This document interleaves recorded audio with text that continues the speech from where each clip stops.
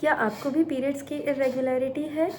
क्या आपको भी वेट गेन हो रहा है और सर के बाल उड़ रहे हैं और फेशियल हेयर्स आ रहे हैं, या ऐसे एक्ने हो रहे हैं जो कि जाने का नाम ही नहीं ले रहे हैं, फेस पे हो रहे हैं, बैक पे हो रहे हैं और आप सारा ट्रीटमेंट करके थक चुके हैं, पीरियड्स की इरेगुलरिटी भी है, तो आज ये वीडियो आपके लिए है।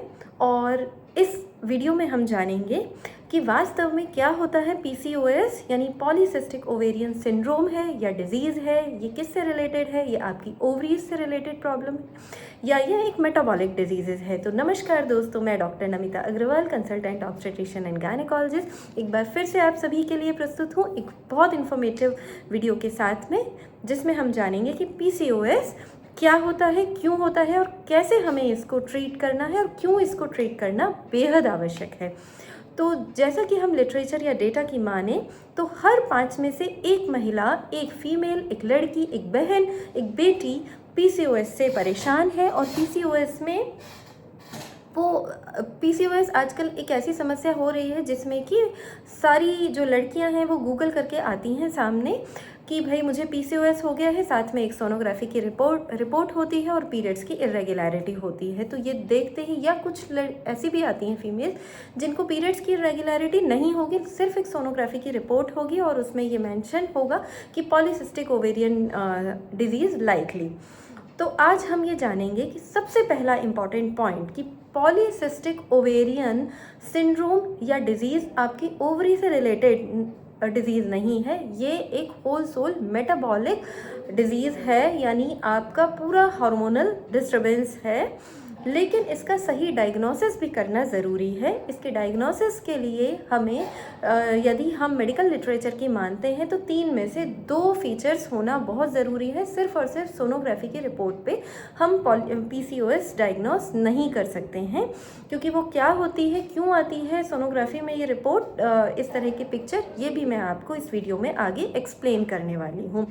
अब जैसा कि मैंने स्टार्टिंग में आपको सिम्टम्स बताए कि आपको पीरियड्स की इरेगुलरिटी हो रही है, अननेसेसरी वेट गेन हो रहा है, फेशियल हेयर्स इंक्रीज हो रहे हैं, सर के बाल झड़ रहे हैं और इस तरह के एक्ने हो रहे हैं जो कि जाने का नाम ही नहीं ले रहे हैं। आपने बहुत सारे अपने डर्मेटोलॉजिस्ट को दिखा लिया है, फेस पे भी हो रहे हैं, बैक पे भी हो रहे हैं और आप सारे ट्रीटमेंट, आप घरेलू उपाय भी कर चुके हैं, आप एलोपैथिक ट्रीटमेंट भी ले चुके हैं, लेकिन ये आपके एक्ने ठीक ही नहीं हो रहे हैं। तो क्यों होते हैं ये?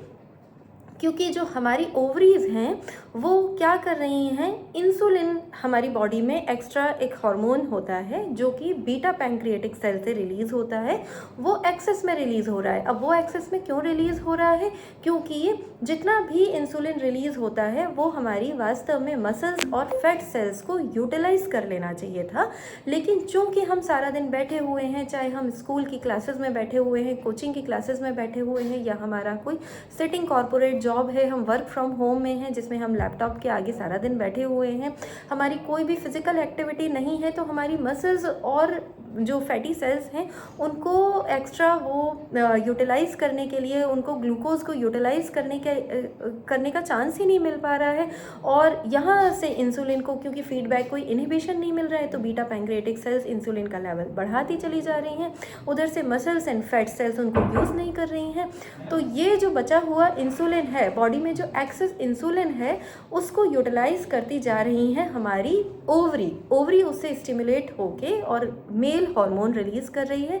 जब मेल हार्मोन एक्सेस में रिलीज होता है तो क्या होगा कि फेशियल हेयर्स ग्रोथ ज़्यादा होगी, ऑयली स्किन होगी, तो फेस पे एक्ने होते चले जाएंगे और यहाँ से यानी सर के बाल झड़ते चले जाएंगे। और जो सबसे ज़्यादा इंपॉर्टेंट फीचर होगा वो होगी पीरियड्स की इरेगुलरिटी, क्योंकि जब मेल हार्मोन रिलीज होगा तो जो टाइनी फॉलिकल्स बनेंगे जो कि आगे एग में मैच्योर होने चाहिए वो इमेच्योर रह जाएंगे, और वो इमेच्योर टाइनी फॉलिकल्स क्योंकि प्रॉपर एग का साइज़ तो अचीव हुआ ही नहीं, तो वो वहीं पे स्टिक होके रह जाते हैं और एग रिलीज़ नहीं हो पाता। अब चूँकि एग रिलीज़ हुआ ही नहीं, तो जो हमारे ईस्ट्रोजन प्रोजेस्टेरोन का अप डाउन नॉर्मल होना चाहिए वो हुआ नहीं, पीरियड टाइम पे आया नहीं, पीरियड या आया भी तो बहुत कम फ्लो के साथ आया।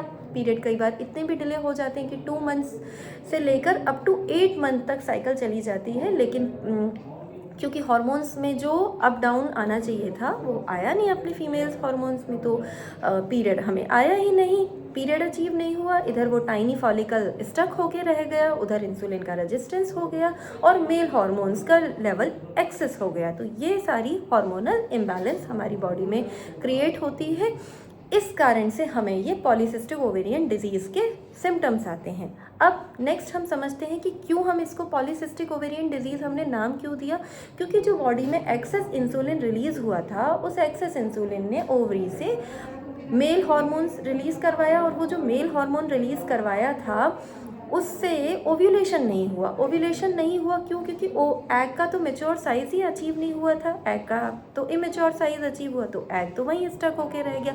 अब हर महीने एक एग बन तो रहा है, लेकिन वो प्रॉपरली मेच्योर नहीं हो पा रहा। जब तक आम पकेगा नहीं वो पेड़ से टपकेगा नहीं, और पेड़ से टपकेगा नहीं तो कच्चे आम वहीं पर स्टक होके रह रहे हैं। तो हर महीने का एक इमेच्योर टाइनी फॉलिकल स्टक होके रह रहा है। इसीलिए हम जब सोनोग्राफी कराते हैं तो ओवरी में उस अपीयरेंस को नाम दिया जाता है पॉलीसिस्टिक ओवरीज, जबकि वो ओवरी की सिस्ट नहीं है, वो हमारे प्यारे टाइनी फॉलिकल्स हैं, इमेच्योर एग्स हैं जो कि प्रॉपर्ली मेच्योर नहीं हो पाए और रिलीज भी नहीं हो पाए।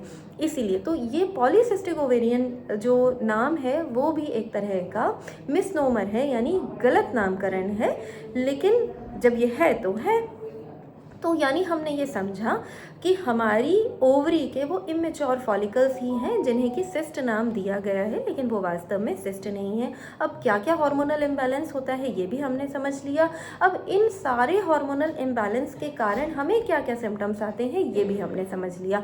साथ ही साथ बातों में हमने ये भी इम्पॉर्टेंट पॉइंट समझा है कि हमें ये जो सारे सिम्टम्स आए वो इसलिए आए क्योंकि हम सारा दिन सिर्फ और सिर्फ बैठे रहे, हम स्ट्रेस में रहे, हमने नींद अपनी प्रॉपर नहीं ली। तो यहाँ से बॉडी में से इंसुलिन का लेवल बढ़ता जा रहा है, जिन्हें हमारी जो मसल्स एंड फैटी सेल्स हैं वो यूटिलाइज नहीं कर रही हैं। तो यानी हमने ये भी समझा कि हम इस समस्या का, इतनी बड़ी समस्या का निदान कैसे कर सकते हैं। तो इसके निदान का जो सबसे इम्पॉर्टेंट पॉइंट है वो है हमारा लाइफस्टाइल मॉडिफिकेशन। लाइफस्टाइल मॉडिफिकेशन हम कैसे करेंगे?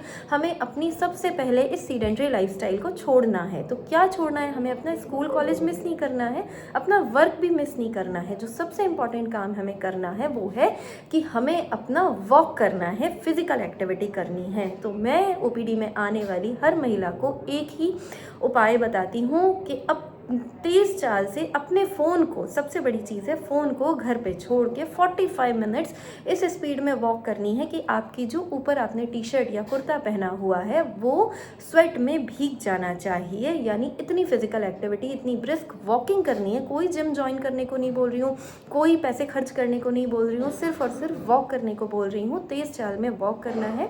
अपने घर, यदि घर के आसपास कोई गार्डन नहीं है तो घर की छत पे भी जाके आप टेरेस पे भी दौड़ लगा सकते हैं, आप जंपिंग जैक्स कर सकते हैं, आप कोई एरोबिक्स एक्सरसाइज कर सकते हैं, आप जुम्बा कर सकते हैं। अपने ही घर पे खुद से एक्सरसाइज आप कर सकते हैं, जिससे कि आपकी जो मसल्स हैं वो जो एक्सेस इंसुलिन है उसको यूटिलाइज करें, वो अननेसेसरी जाके ओवरी को स्टिमुलेट ना करें और ये मेल हार्मोन्स ना रिलीज करें। यदि ये सारी प्रक्रिया को, इस चेन को आप तोड़ देंगे तो आप you will get your regular periods. आप अपने जो ऑयली स्किन होने के कारण फेशियल एक्ने हो रहे हैं उनको भी आप रिजॉल्व कर लेंगे, और फेशियल हेयर्स जो ग्रो हो रहे हैं वो भी नहीं होंगे, और जो सर से बाल झड़ रहे हैं वो भी नहीं झड़ेंगे। पीरियड भी रेगुलर हो जाएगा। 28 दिन का मेरा चैलेंज है।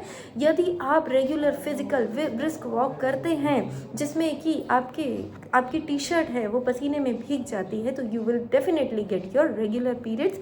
आशा करती हूँ कि मेरी ये जानकारी आपको पसंद आई होगी। यदि मेरी जानकारी पसंद आई है तो प्लीज़ इसे फ्रेंड्स, फैमिलीज एंड रिलेटिव्स में शेयर कीजिए, और इसी तरह की इंफॉर्मेटिव एंड ट्रू वीडियोज़ के लिए प्लीज़ मुझे फॉलो कीजिए, doctor Namita Agrawal. Next video आपको किस पॉइंट पे चाहिए ये प्लीज़ मुझे बताइएगा।